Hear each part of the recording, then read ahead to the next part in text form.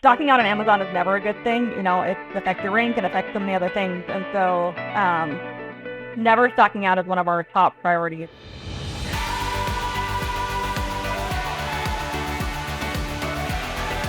Hello, everyone. Welcome to another episode of the E-Commerce Pros podcast. I'm Rob Wiltsey, and today we're speaking with Michelle Kartchner, who co-founded Ascendant. They're a team of consumer product professionals that acquires segment-leading brands, particularly on Amazon. Since 2017, Michelle has been working with a brand called Choose Friendship, which has gone from 60,000 in sales to 4 million over the last 7 years. So tons of growth.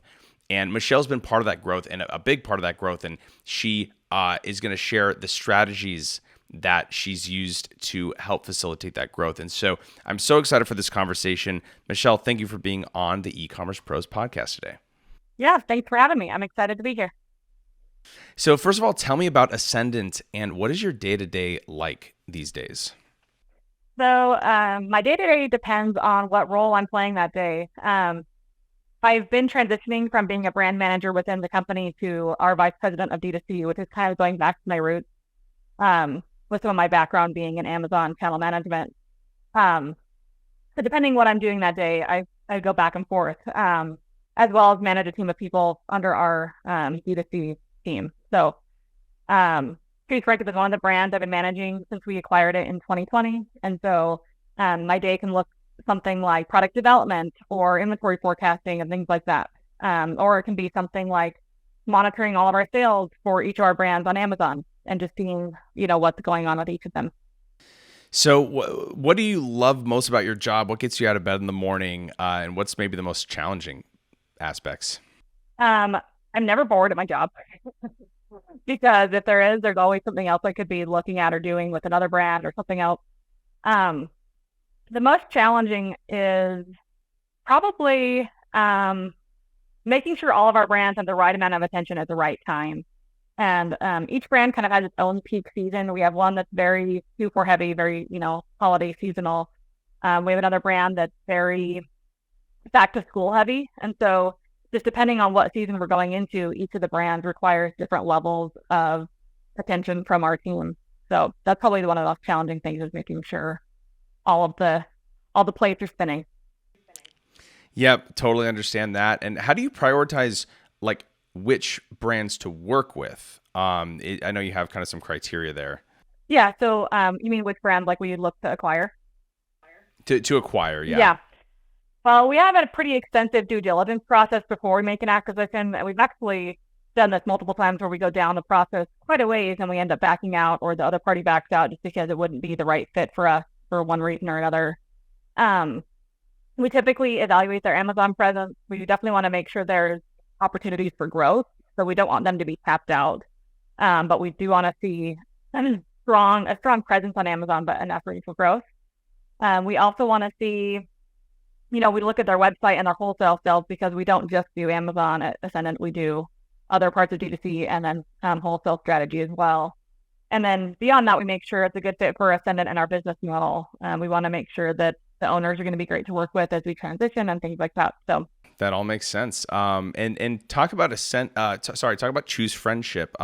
Yeah. And what your involvement was with them, when that started, and tell us about the story of their growth and what some of the takeaways were there. Yeah. So when you go back to 2017, myself and two of our other co-founders, including our primary owner, were working for a very large Amazon third-party retailer called Buyboxer.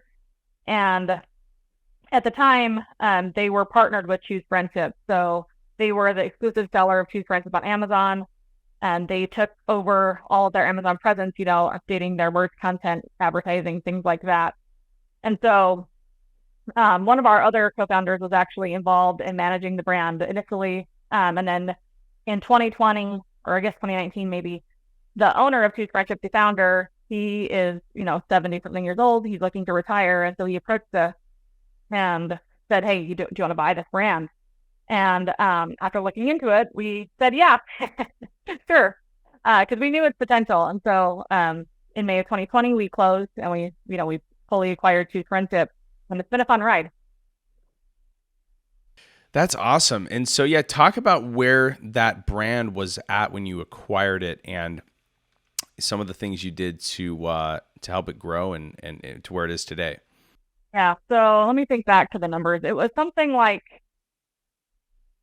I believe we just come off a year that did either 700 or 1.1 on Amazon in 2019. And then in 2020, we did 1.7. And so, and then from there, we grew again and again. So it's been pretty strong growth over, year over year, pretty much every single year. Um, Okay, yeah. So you had some good growth in the first few years, and I know it's at like $4 million today. So I mean, yeah, that's yeah, that's a huge percent growth. I have to pull out my calculator, but that's like massive. So and I know part of because we talk before these shows, and yeah, I get a little bit of insight. You had mentioned that part of how you had survived COVID when inventory and supply chains were just completely upside down for everybody. One of the things you did is make sure to never run out of inventory. And so one way that you would do that is by throttling pricing so that when things were getting close, you'd make things more expensive. Talk about your the tactic there and some of the thought behind it. yeah. So inventory management was one of our top priorities when we acquired Choose Friendship. That was one of the things that the brand had suffered with for many years before we acquired it. And they often were running out of stock. And so before I was in Amazon land, I actually did supply chain and logistics, and I was a planner in the purchasing department of a large company. And so that's kind of where my other skill set lies, is in that kind of inventory forecasting side of things. And so um, we always made sure to order plenty of inventory, but COVID was a very odd year. And luckily, we had very good partnerships with our containers, like our freight forwarders, and so we always had the containers we needed. That was never an issue for us. Um, but when it became, mid-December, there were a lot of people running out of stock, and so at that time we were like one of the only ones that still had inventory in the toys and games category, and especially in our subcategory. And so because we had the inventory, we were able to capitalize on a lot of sales. And yes, kind of throttling the price is something we've used multiple years, um, just to kind of manipulate how we want the sales growth to look. If there's a certain colorway that's selling way more than I like to see it sell, then we can raise the price on that one colorway, or vice versa. If one color is not selling enough and we have lots of inventory in stock, then we'll kind of lower the price on that one, so that way it just kind of manipulates which colors people are buying in that way. Um, Stocking out on Amazon is never a good thing. It affects your rank and affects so many other things. And so never stocking out is one of our top priorities. And so definitely if we're looking out forecasting and we're going to stock out, we're definitely going to be raising the prices pretty significantly. Like, to give you an idea, this product at the time, I mean, MSRP is obviously increased since then because of inflation and a bunch of other things. But at the time, MSRP was $22.99. We can comfortably be priced at $29.99 or $32.99 on certain colorways and still selling tons of units. And how I would do that is I had a table that I prepared beforehand that just kind of shows different tiers of pricing based on the MSRP. And I'll just keep going up a tier. I'll go up a tier, wait a couple days, see how that affects my sales per day. And if it doesn't decrease it by X%, then I'm going to go up another tier. And I keep doing that until I reach the right sales percentage. So Hey everybody, I'm taking a quick break here to tell you about VideoFresh. So if you are an e-commerce seller that needs some video content made, that is what we do. So my team does amazing work creating these really beautiful looking product videos. They're great for Amazon ads, for your product listing pages, for social media, anything you need. We make the process really, really easy. So if you're interested, visit videofresh.co and let me know if you listen to the podcast and what you think. All right, let's get back to the show. That's so fascinating. And you do this with like all of your products to some degree. yeah, we do. Choose Friendship's probably the most sophisticated in that way. Like, I have the most sophisticated planning around Choose Friendship is because it is Q4 heavy, and the amount of traffic and stuff that obviously comes with a Q4 brand like that is just insane. So we've had a lot more practice and experience with that brand, but yeah, it's a tactic we use across the board. And so what kinds of price changes are we talking about? Like, is it like 1.5x, or like is it more like 1.1? I mean, like how far do things actually swing? I mean, you can't go too high because then Amazon will uh like disable the buy box. I can't think of the right term right now. But Oh, like, oh, suppress, that's what I'm looking for. Okay. You can't go too high or Amazon will yeah, suppress the buy suppress. box. And so it's kind of a, a trial and error. Typically the top that like the highest end we've seen before we get in trouble is 34.99. And I definitely don't want to suppress the buy box. So if that happens, I'll bring the price back down to a level that Amazon doesn't deem price gouging. Um, yeah, so that's about the top end we've seen. So 22.99 to 32.99 is kind of the highest we've ever gone.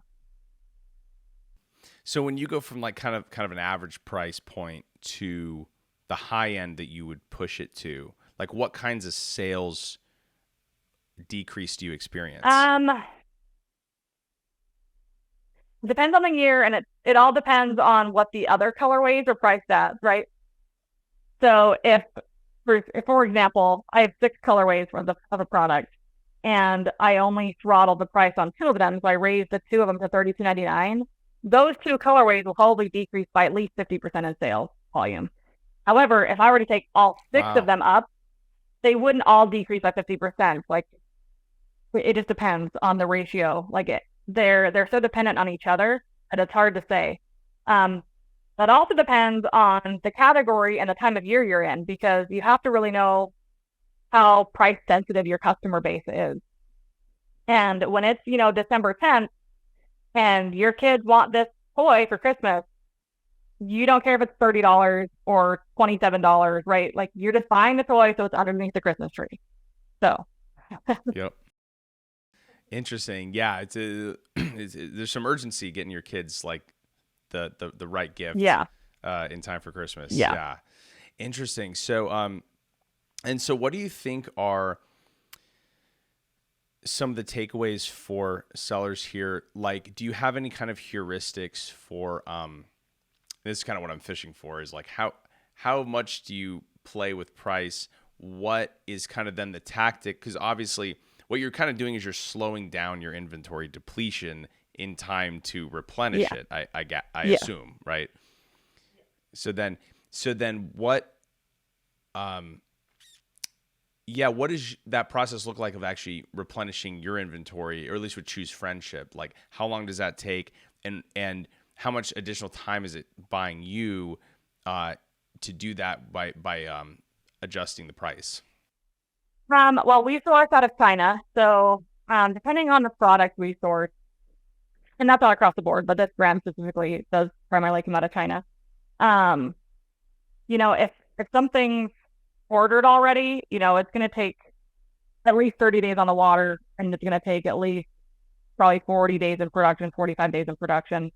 There's also longer lead time items that go into that. So if you have like the thread, for example, might be a longer lead time item. So you have to kind of forecast in advance. Um, However, where this is a Q4 brand and I rely so heavily on Q4, I bring in inventory like now. Like I have shipments arriving now for Q4. And as soon as, end of September, early October rolls around, I'm going to start sending them into Amazon fulfillment centers already. Like I want to be fully stocked, ready to go by the end of October so that they can do all of their moving in between FCs or whatever they need to do beforehand. Because that's actually caused us problems before too, is getting it into Amazon, right?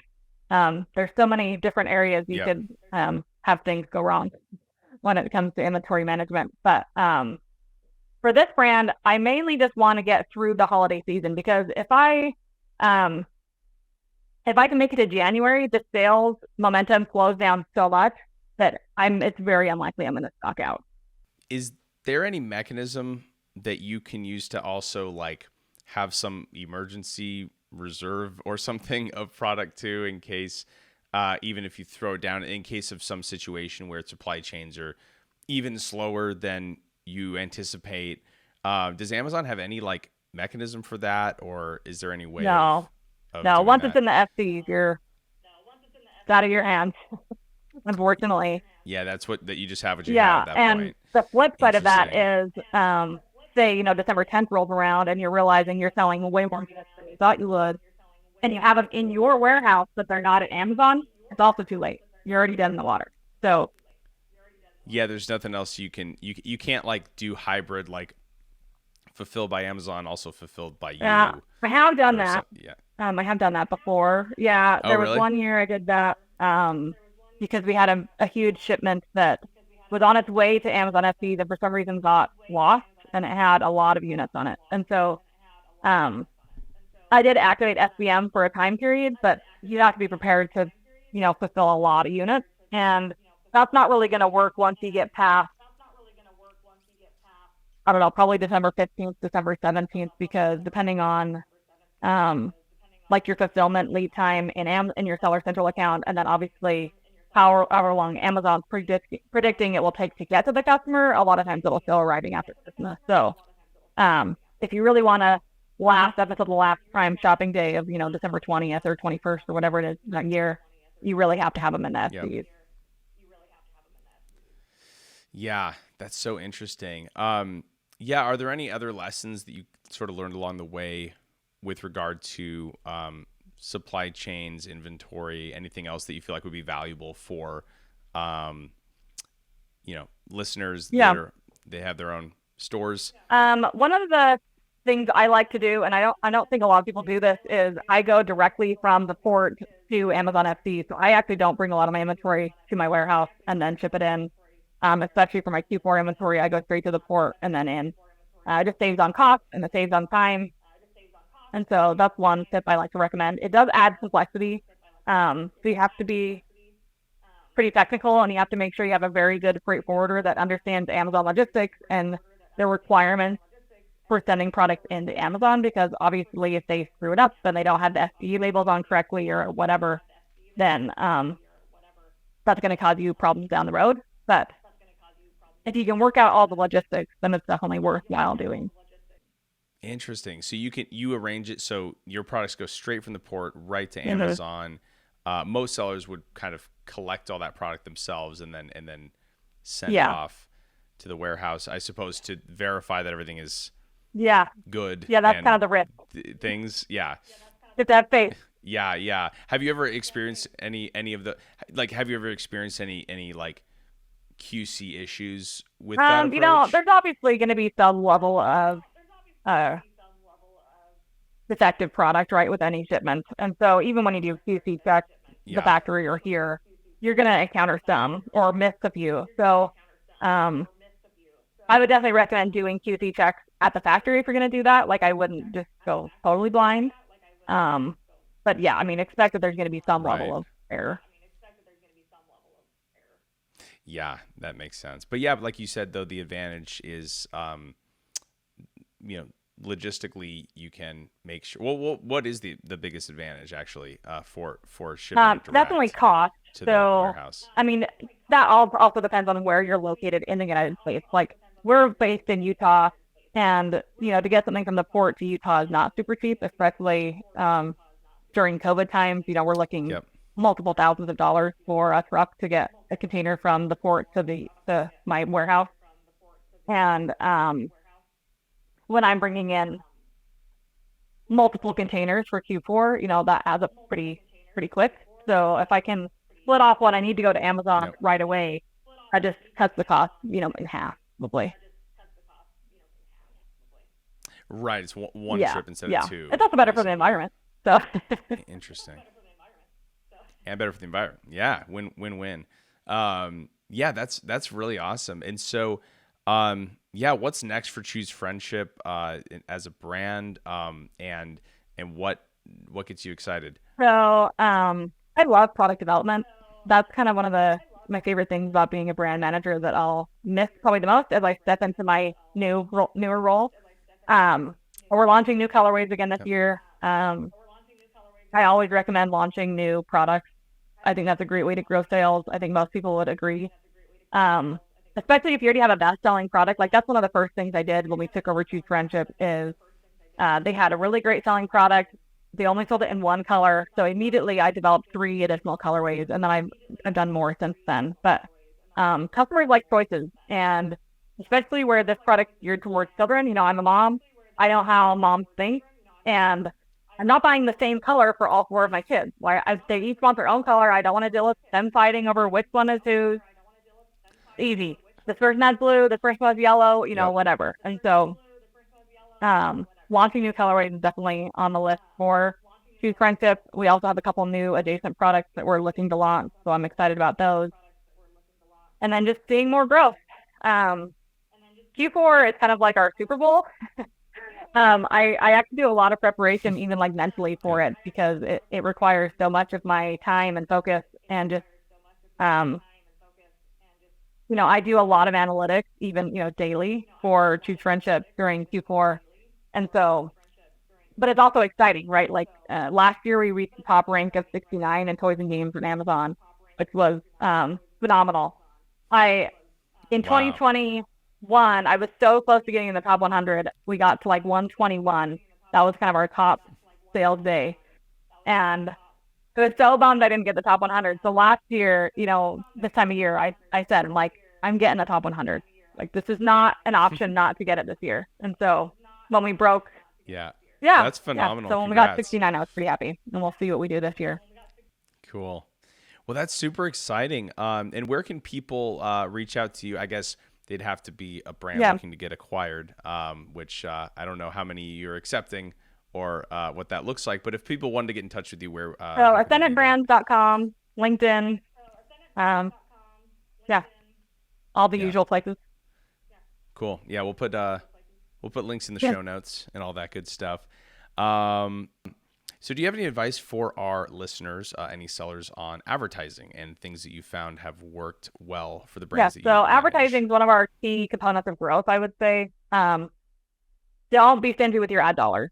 Especially if you're looking to target growth. Like, you're not going to get 52% growth with, you know, a very tiny ad spend. So typically we reinvest about 12% of our top line sales back into ads.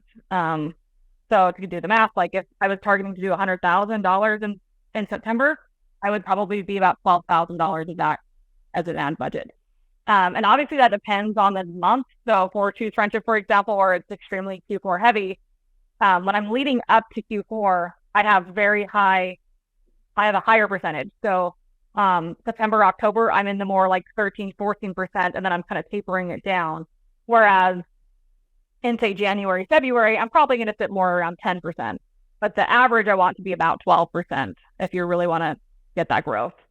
Um, the reason the reason I do it That's a great earlier is tip. because you really want that organic ranking as you head into your peak season. So if you've been spending a lot of dollars on, craft kits for girls or whatever keyword you're targeting, um, and you're on page 1 or page 2, that's a great place you want to be as you go into your peak season, because then people are going to find you organically. You're not spending quite as much money on the ads. Um, yeah, that's my tip for advertising. And then always run coupons or promos at the right time to boost sales. So I know we talked a lot about increasing price. We do plenty of, you know, promos and coupons or prime exclusive discounts or whatever you want to call them, depending on the type of promo you're running. We do plenty of that throughout the year. And even, leading up into Black Friday, Cyber Monday weekend, we do plenty of that as well. So there's always a balance. And inside of the Amazon ads ecosystem, what types of ads are you running and what have you found works the best? I mean, there's sponsored brands Yeah. videos, there's streaming TV, there's sponsored display. What tends to I mean, we what are do your most of them. We don't go-tos? do anything like we don't have DSP right now, but we do most of them are branded, like our brand, what's that called? Sponsor brands. We typically have our branded campaigns about 10 to Yeah. 15% of our overall ad spend. And it just depends. If there's a brand that's popping up that's a little bit more aggressive or a copycat seller, we're going to be more defensive than we are on other times of the year. So we try to be very flexible and just making sure we're updating things pretty frequently. Yeah. Well, that's great. Well, thanks for that advice. That's really interesting to kind of hear the 12% number as a heuristic. Of course, Yeah. might depend on the product and the details, but that's a good anchor point for someone to kind of look at where their ad spend is, and if they're looking for more growth, maybe they have to be a little more aggressive with the spend. And Yeah, I think that's a yeah, thanks common for sharing pitfall of that. brands.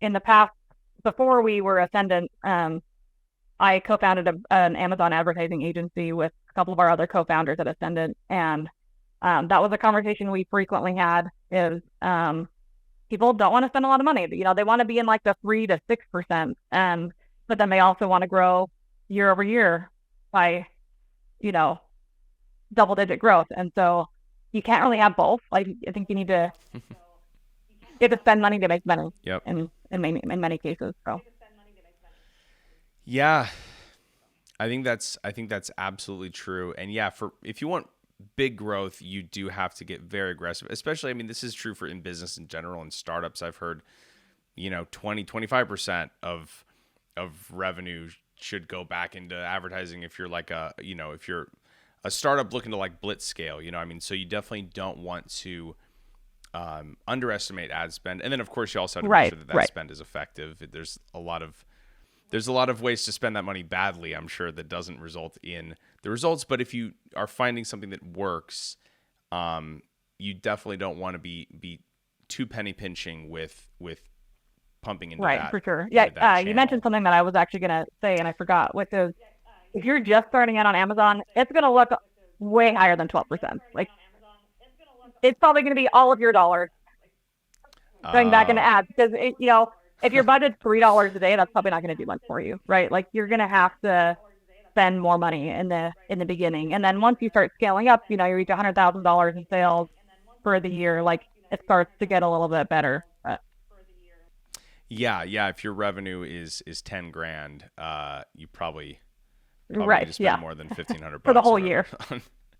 for the whole year. Yeah. So, um, yeah. Well, Michelle, thank you so much for sharing all this with us today. And let's do this again. Let's keep in touch in the future and hear how Choose Friendship's going, and hear how Ascendant is growing as well. So.